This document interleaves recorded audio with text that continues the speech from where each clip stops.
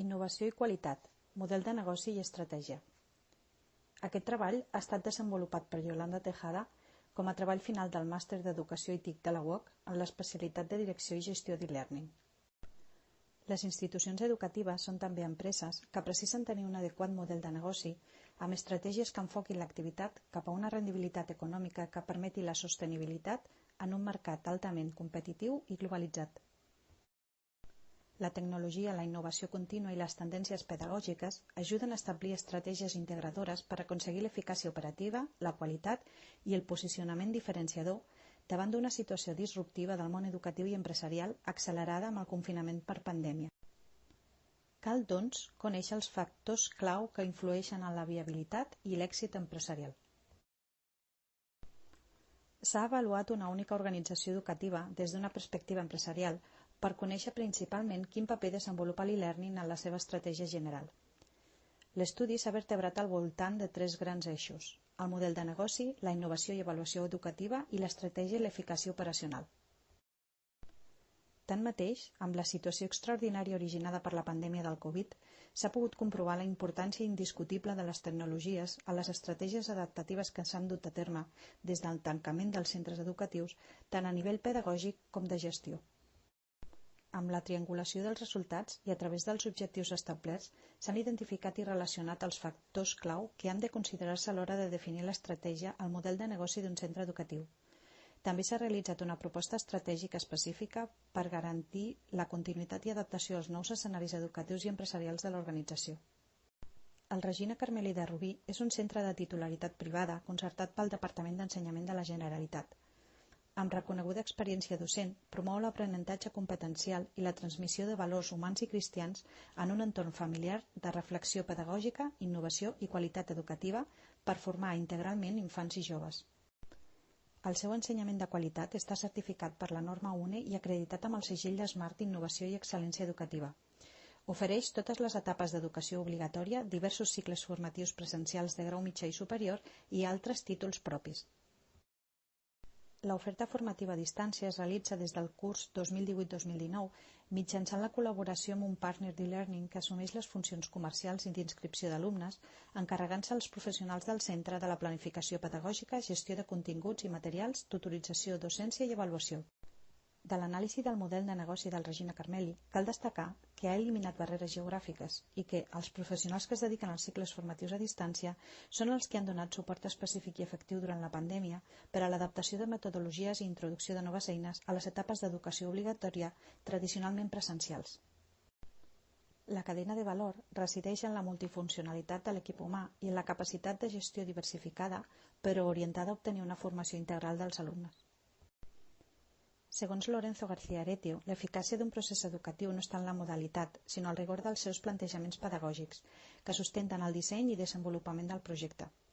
És convenient, doncs, conèixer quins són exactament els 3 característics de l'e-learning que més influeixen en el procés disruptiu de l'educació actual i que han permès el procés adaptatiu amb el confinament per la pandèmia al Regina Carmeli de Rubí. El centre està sotmès a un procés evolutiu i serà important tenir en compte els reptes d'innovació que es plantegen a l'informe Horizon. Millorar la fluïdesa digital d'estudiants i docents, augmentar l'experiència en e-learning i disseny instruccional, proporcionar formació i desenvolupament als docents en tecnologies educatives i minvar l'escletxa de resultats aconseguint la igualtat digital. Les tendències tecnològiques aconsellen la utilització de aprenentatge mòbil, amb eines que promouen la interacció i que tenen una facilitat d'ús que milloren en gran mesura l'experiència d'aprenentatge. Tecnologies analítiques que faciliten, per exemple, l'avaluació de competències dels estudiants. Eines de realitat virtual i realitat augmentada que permeten la interacció i el coneixement d'objectes i d'espais de difícil accés o que precisen el coneixement expert a través de la pràctica, i altres com intel·ligència artificial, blockchain i assistents virtuals. Segons el professor Michael Porter, és important distingir entre els conceptes d'eficàcia operacional i estratègia. La primera es refereix a la capacitat que té una organització de realitzar les mateixes activitats que la competència amb un millor aprofitament dels seus recursos. En canvi, el posicionament estratègic suposa la creació d'una posició única i valuosa. Ambdós són necessaris i complementaris per assolir resultats òptims. L'eficàcia per si sola és fàcilment imitable en un món altament competitiu, mentre que un excel·lent posicionament sense eficàcia operativa no serà sostenible en el temps. En relació al model del Regina Carmeli, es pot determinar que l'eficàcia operacional està relacionada amb la seva cadena de valor i avalada amb la ràpida implantació de la formació a distància, tot i que es recomana més planificació. Els principis de posicionament estratègic es basen en la varietat a l'oferta formativa, centrant-se en la necessitat dels estudiants i eliminant barreres d'accés. També existeix un encaix entre activitats i per coherència, tot i que seria convenient optimitzar recursos. Com es pot constatar a l'anàlisi d'AFO, l'organització compta amb unes fortaleses importants que poden permetre reduir les debilitats per fer front a les amenaces i aprofitar les oportunitats de l'entorn, aconseguint un model de negoci sostenible. Però caldria avaluar atentament la principal debilitat, que és la dependència del partner d'e-learning per la limitació en quant a estratègia de màrqueting i de gestió, i ser realment conscients de les dificultats econòmiques produïdes com a conseqüència de la pandèmia del Covid, en el moment de realitzar qualsevol plantejament estratègic. Per arribar a establir el diagrama d'Ishikawa s'ha utilitzat una tècnica que facilita la detecció dels factors causants. El cas objecte d'estudi es concreta en aconseguir arribar a un model de negoci d'èxit, innovador i de qualitat, competitiu, sostenible i amb capacitat de reacció al moment disruptiu en què es troba el món educatiu i empresarial. Amb l'anàlisi de totes les dades s'ha realitzat una representació gràfica del diagrama causa-efecte, tenint en compte els factors d'èxit empresarial de Sela i Sivan i el marc estructural necessari per a la implementació efectiva d'un projecte de learning de Broadley. El resultat és una llista de 8 factors clau a tenir en compte en un centre educatiu. S'ha considerat important distingir entre els factors que estan relacionats amb la planificació estratègica, objectius empresarials, direcció i gestió, col·laboradors estratègics i màrqueting, i els que afecten directament a l'eficàcia operativa i a la qualitat, personal, processos, innovació i avaluació. Tots són necessaris i complementaris per assolir uns resultats òptims. L'anàlisi, planificació estratègica i control de tots aquests factors ha de fer-se de manera integrada amb la gestió del centre. S'aconsella fer evolucionar l'estructura organitzativa del centre per optimitzar els seus recursos i, sobretot, l'experiència dels seus professionals amb la formació a distància. Es proposa la creació de la figura del director d'e-learning que vetllaria d'una manera estratègica per la continuïtat dels cicles formatius a distància i la millora de la relació amb el col·laborador estratègic.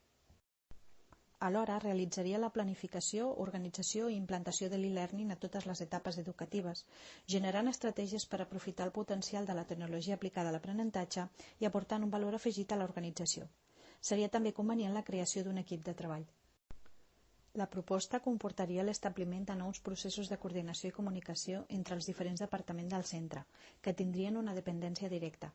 Seria necessària la participació dels coordinadors de les diferents etapes educatives, l'equip tècnic, l'equip de qualitat, el personal docent i el personal auxiliar de suport per crear l'equip de treball. La nova estructura aplicaria metodologies àgils per realitzar un anàlisi exhaustiu i desenvolupar una detallada proposta operativa i econòmica en un període no superior a 6 mesos. La implantació, avaluació i gestió de la proposta es faria posteriorment. El nou equip vetllarà per aquells factors que faran que les innovacions educatives que es vagin incorporant al Regina Carmeli responguin a determinades necessitats de manera eficient i eficaç, des de les diferents perspectives que poden afectar-los, segons el catedràtic Francisco Javier García Peñalvo. La integració de la nova àrea dins de l'estructura de funcionament general permetria utilitzar la metodologia d'avaluació i acompliment que el centre aplica amb el seu pla estratègic i el seu sistema de gestió de la qualitat, afegint, a través de qüestionaris de valoració, diversos indicadors. Com a conclusions del treball, indicar que una de les principals responsabilitats del director d'e-learning és l'establiment d'estratègies a escala organitzativa i de manera continuada, per dirigir i controlar l'impacte global de l'e-learning a través de la gestió de la qualitat i desenvolupament organitzatiu. Ser conscients de tots els factors que influeixen en la viabilitat i èxit empresarial pot ajudar a eliminar deficiències, optimitzar recursos i millorar la qualitat d'un servei que satisfaci necessitats reals, augmentant el reconeixement i prestigi de la institució i, conseqüentment, la demanda potencial. I per últim, la situació originada per la pandèmia del Covid ha corroborat que les tecnologies contribueixen a mitigar les interrupcions educatives en àrees on s'ha produït un conflicte o desastre, donat que els dispositius mòbils poden ajudar a garantir la continuació i continuïtat de l'educació en temps de crisi. Gràcies per la vostra atenció.